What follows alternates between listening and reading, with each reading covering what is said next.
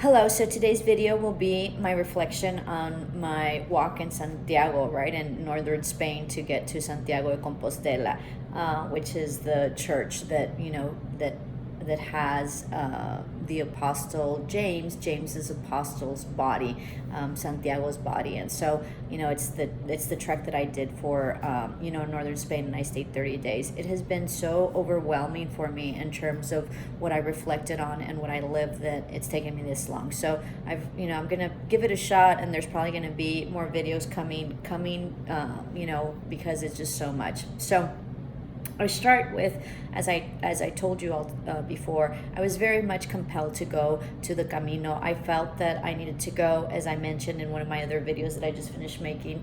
I was walking for all sorts of stuff. I was on a personal level. I was walking. I wanted to level up spiritually. I felt that I needed it to better guide my students, and for myself to, I've worked very hard on myself spiritually, and I have certain gifts that I take very seriously and very much to heart because they help so many people. So I felt that I needed to really pursue my gift and maybe not accelerate it and ascend it. And so I was hoping to ascend, and I was hoping to level up. So that was one. The other thing is that I had a brother that was very ill, so I did it as a manda, as a promise. And then for other reasons, other people that I prayed for, other things that I wanted, and I just felt that I needed to go, that I had to go. I had been planning it for a long time. I had planned it, I had been thinking about it for 7 years, but really been planning it for, for 2 years ago I was supposed to go, and it just didn't pan out. So as I walked and I trekked, it was the first day was very, very, very difficult for me, and as you all saw in my video, I almost died. What happened is that there was 2 routes, and I took one route, and I don't want to discuss all that because it just whatever, but I took this route that nobody takes, and I thought there was going to be a lot of pilgrims, and there wasn't. And so what happened was that that's the longest trek usually in the whole Camino, right? And it's about 28 kilometers, which is, close to, I think, like 20 miles. It's the longest day as well. I think there's like 6 to 7 hours. And I went through the primitive route. There's 2 routes. And so I went through the primitive route, which was the Pyrenees. And it was very, very difficult. And it was a heat wave in Spain. So it was really hot. And so I thought that I was doing really well, because you don't know what you don't know. You don't know what you've trekked, and you don't know what's left when you're trekking. After you get some experience, you sort of figure it out, but the first day you really don't. It doesn't matter how much you prepared, especially if you've never been. So I ran out of water, and I still needed like 2 to 3 hours to go, and I didn't realize that there was this gentleman that was from Sweden, and he was the only one on the trek, and we were going up and down, and it was a really hard trek. It was like trekking the forest. It was horrendous for like hours and hours and hours and hours at a time. The signage is obviously good, because I didn't get lost, and I think back that it could have been very easy to get lost. So I ran out of water, and so I was at the time that I ran out of water, I was already very hot, and I was starting to I was dizzy, and I couldn't see straight. I had blurred vision, so I knew that I was getting dehydrated, and I have a past history of dehydration. I didn't realize that I had a past history of dehydration. I had just started a couple of years ago, but I have a tendency to dehydrate. I've been in the hospital for dehydration. So what happened was that I started to dehydrate, and I knew that I was dehydrating, and I didn't have any water, and I didn't know what was up. And so the Sweden came by and saw me, the gentleman, and he kept an eye on me, but he didn't want to walk because he was smoking and whatever, and I guess he wanted his time. So I would see him, he would catch up to me, he would pass me, I would pass him, but we didn't walk together, which was fine with me. But then he saw me, and I was just sitting there. I didn't know what to do, and he said, "What's up?" And I said, "I ran out of water." He's like, "I have 2 liters, don't worry about it. I have some water." So he gave me his water, right? I thought he had 2 liters because he had 2 bottles with him. He didn't. So I took most of his water, and then he finally told me, "Well, this is all the water I have." I don't know how he mentioned it, and I said, "This is all the water you have?" He's like, I said, "Well, kid, let me give you some back." He's like, No, I'm good." So anyway, so he didn't want the water back. He still had a bit of water, but not like me or whatever. He had already trekked it previously. So apparently seemed like he knew what he was doing. So what happened was that I drank the water. And I said, and I was just thinking, I said, I've come to Spain to die. I'm going to die here. I'm not going to make it out alive. And I am going to dehydrate, and I'm not going to be able to make it. I couldn't see straight. I was dizzy. I was sweating. I didn't have water. I was really thirsty. So he gave me some water, and I said, okay, well, this is good. So I kept on trekking. And then later in the trek, I came to this fountain that you couldn't drink the water from. And the fountain was the border of France and Spain. And when I came upon this fountain, I said, oh my God, I was so happy. And so I didn't know anything about anything. I don't know much about dehydration, and I don't know anything about trekking or anything like that. And so, but I knew enough that I needed to, I was so hot that I put my whole head in the fountain. It was like this fountain that was bringing in, and the water was like this much water coming out of it. And so I just stuck all my head in there, and I completely wet all my hair and all my head and my cap. I had my cap. So after that, I was just like, I said, so while I was there, it's because it's so much stuff. I'm so sorry. I think I'm a hot mess. So while I was there, and I had my head, and the water was just going and really, bringing down my temperature. Out of the corner of my eye, because I had my head like this, right? And so out of the corner of my eye, I felt like, a couple of yards away, I don't know, maybe like 10 yards maybe, or I don't know. It was close, but it wasn't all that close.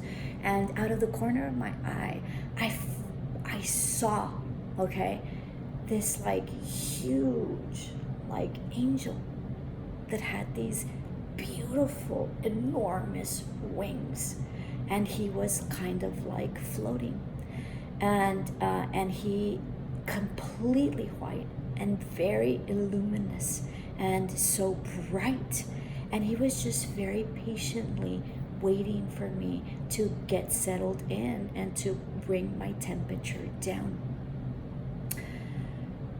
So I felt, not only did I see him by the corner of my eye, but I felt a divine presence there in the fountain. And when I felt it, and I had my water from the gentleman that was from Sweden that gave me the water, and then I went in to and I had the water in my head, I knew that I would be okay, because I felt this angel. I felt he was my guardian angel, and I felt that I was divinely guided and that I was divinely protected. So after that, I said, I can make it. I know that I can make it. So as I walked further, right, about 15 or 20 minutes in, but I couldn't take the water, so I couldn't fill my bag up with that water, but I had the water that I was given, so I knew to ration it enough. Even though it doesn't matter if I would have rationed it enough, it was just too many hours, and it was too hard of a trek, and it was too hot for me not to have run out of water. I would have run out of water anyway. So what happened was that I came to this creek, and it was a beautiful creek, right? And the water was super, super crystal clear. And I said, I don't care if I get sick. I didn't know anything about beachos, whatever it is that you get, whatever it is that you get from drinking bad water. And so I didn't care. I said, I'm going to fill it up here because I need the water, and I don't know how much more I need to walk. I didn't know how much further I needed to walk. I still needed 2 to 3 hours from there. So what happened was that I filled my water, and after that I said, I'm good. After that, there was this hill that was a 90-degree angle. They had put a slab of cement because there's no way that you could have trekked it without the cement. That's how difficult the trek was. I was so mad because I felt it was such a responsibility to let the pilgrims go and not have more water for them or whatever, but it is what it is, right? And so I was very discouraged, as on my video. I came to the top, still had to trek some more. There was some, stairs that I needed to trek. The grass was up to here. It was horrendous. And then there was another set of stairs. I don't know how many miles afterwards that I had to trek. So it was really, really, really hard, and so I didn't tell my family, as I said in the video, because I didn't want them to worry, and I didn't want them to know that I almost died. And so I apparently like complained like crazy, and I said, Mama told me, why are you going? Just go to the beach with the kids. You're crazy. Why are you going to the track? Come back. And so so when I was there and I was going through this really hard time, and I felt that I was going to die, because I really was, I said, what have I done? I came all the way to Spain to die, just to die for this stupid track, and for me to have this idea that I need to do this track. So I didn't tell my family. I just said it on YouTube so everybody knew, right? And so about the fourth day, I guess I complained about it, and I would say, oh, the trek is so hard, this and that, because it was a hard trek. And my daughter says, Mommy, you can't come back. You need to finish. You've only been there 4 days. How can you give up? You've never given up. You need to finish. So that changed my ideal, and that boosted me up, right? And I said, that's absolutely right. I came to do the trek. You need to do the trek. So what happened as a result of me experiencing that was that it made me understand, and it made me realize during the trek that I was divinely guided, and that even though I was alone, I knew that I was not alone. I saw my angel. I saw the guardian angel. I felt the divine guidance, right? The divine protection that I had there while I was doing the trek. I felt it. The first day, the very first day of the trek, I felt it.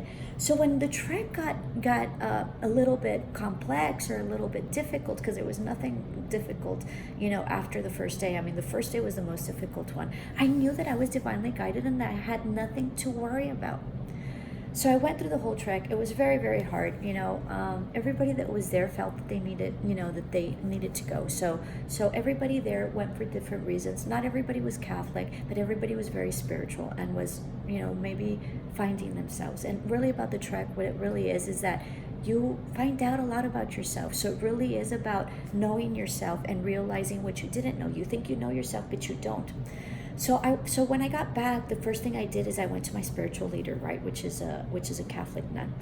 And so I tell her all this experience. I said, you know what, I almost died the first day, and this and that, or whatever. And everybody that went through that route felt the same thing. They felt like they almost died. And I only met 4 people, okay? So it was very interesting. I met one, but one of the pilgrims that I was walking with, he's like, everybody that I've talked to that has gone through that, through that route said that they almost died. So it wasn't you, because then later I thought I was exaggerating. So I come back, and I go to my spiritual leader, and I tell her, I almost died, and then I explain everything, right? So this is what her symbolism and representation and understanding of what happened is, and I'm so grateful to her. So Sister Margarita, thank you so much. So what happens is that she says, God has always been with you, and you have always, prepared for the trek. It's the path. It's the journey. Everybody has a journey. Everybody has a path. Everybody prepares for it. So God is always with us, and God comes to us. And this time, it was time for you to go to God. And that's why you were compelled to go. And so you were already there, generally, overall, in mind and spirit, but you were not there in body. So there had to be a breakdown physically of the body for you to fully be and surrender yourself to Him. You can believe this or not, whatever, I believe it. In terms of, religion and God and source or Buddha or whatever it is that you believe in the end, God is God, and there's only one God. It's just a matter of how we perceive Him and what we've been told that, He is, or what He looks like. But in the end, God is divine, and it's divinity, and it's God, and it's perfection, and it's all love. So she says, so then from there, right, you think you're almost going to die. And what did you say you did when you got to the fountain? I said, I put my whole head in. She said, what did you do? And I realized it, right? I had an epiphany. And I said, I baptized myself. She said, absolutely. You baptized yourself. And you were in the presence of God and divinity. That's why you felt that presence, because you broke down, right? And you baptized yourself, which meant that you started a new life and you were reborn. Interesting about that is that and I don't know if you all saw the video, but for my birthday, I say that it was the big. I spent my birthday over there in Spain, which I thought was significant, that I was going to be there for a month for my birthday month, and that in the end I was in Spain, and I said in the video that I felt that it was the beginning of my life, and it was the beginning of my new journey, and that's exactly what happened that first day. It was the beginning, and it was the rebirth of my journey, of the rest of my life. And it was through that experience, that awakening, that spiritual breaking down and thinking that you're gonna die, but then reawakening and being reborn and going through the challenges of whatever it is that I had to go through to be able to get to where I'm at. And so the journey in of itself is really a journey about self. And it's and as I mentioned in one of my videos, I was with some Portuguese friends or whatever, pilgrims that I met when I was at the church and when I was in Santiago, and I met some Spaniards there as well. And I told them, it's this journey, is a restart. Like the computer, you restart, and it's as if it's a restart of your whole life for the rest of your life. The interesting also thing about that is that, I had a person, my husband told me, I feel like it's like a mantra, like a physical mantra for you to have gone through the journey. You're physically doing a mantra instead of vocalizing it. And that's an absolute truth. You're going consistently, daily going through this challenge, this walking, the same thing over and over and over. So it's a repeat of whatever it is, maybe that your journey is, right, of the mantra. At the end of the journey, right, of the Camino, it was very interesting as I tell the nun, because what happened was that towards the last 3 days, we went through this forest, and as I walked through it, I said, oh my God, it smells like menthol. Why does it smell like menthol? And I kept looking, and so then I looked up, and what happened was that the forest was lined with eucalyptus. Eucalyptus is used with Native Americans to expel negative energies and to help with protection. And they sort of like do it on you. It's sort of like a cleansing.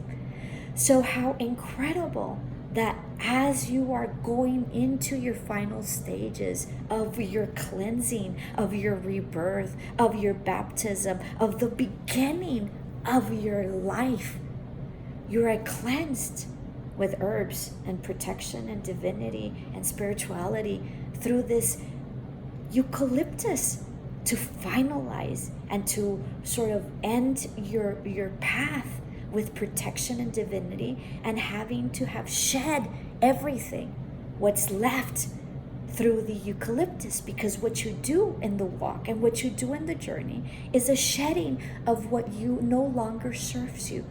And it really is also of not carrying things that you don't need, because you only have your backpack. And so you can only carry what you need. And sometimes when I would carry more apples and more oranges or more bananas because I felt that I needed them and there wasn't going to be a place to buy anything, I would load up on my fruit. But what only happened was that it would make my backpack uncomfortable. And not only that, it would weigh on it, and it weighed significantly. So I started just picking one fruit, and that's the only thing that I carried. So I started eliminating things that I really didn't need, that I thought I needed, but I really in the end didn't need. My body adjusted to waiting until I got to where I got to eat and to buy whatever it is that I needed to buy, another fruit. And so that's another thing that the journey taught me. Whatever it is that I needed, I was provided with. If I needed food, I would find a place to eat. If I needed water, I'd find a fountain or a friend. If I needed direction, I would be shown direction. If I felt lonely, I would feel the presence of divinities and my ancestors. If I needed company, I would have company. Everything that I was provided, everything that I needed in my journey, I was provided for.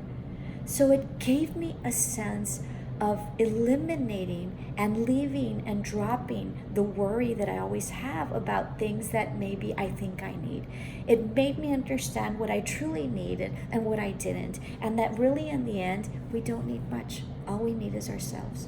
And that everything that we need and all the answers are within. We know what we need to do, and we know what the answers are, and we know what it is that we are seeking. The answer is within, but we need to be able to be aligned with ourselves to understand it. So it was an amazing reset, and it was an amazing rebirth, and it was an amazing journey, truly about me, about my soul, about my heart, about my being in every sense of the way. And what truly matters, it gave me a perspective of what truly matters, what truly was important to me, and how real simple life is. And that was my journey. It was extraordinary. It was a reset button for the rest of my life. And I will be forever and eternally changed, but will be forever grateful for the experience. Many blessings. Ciao.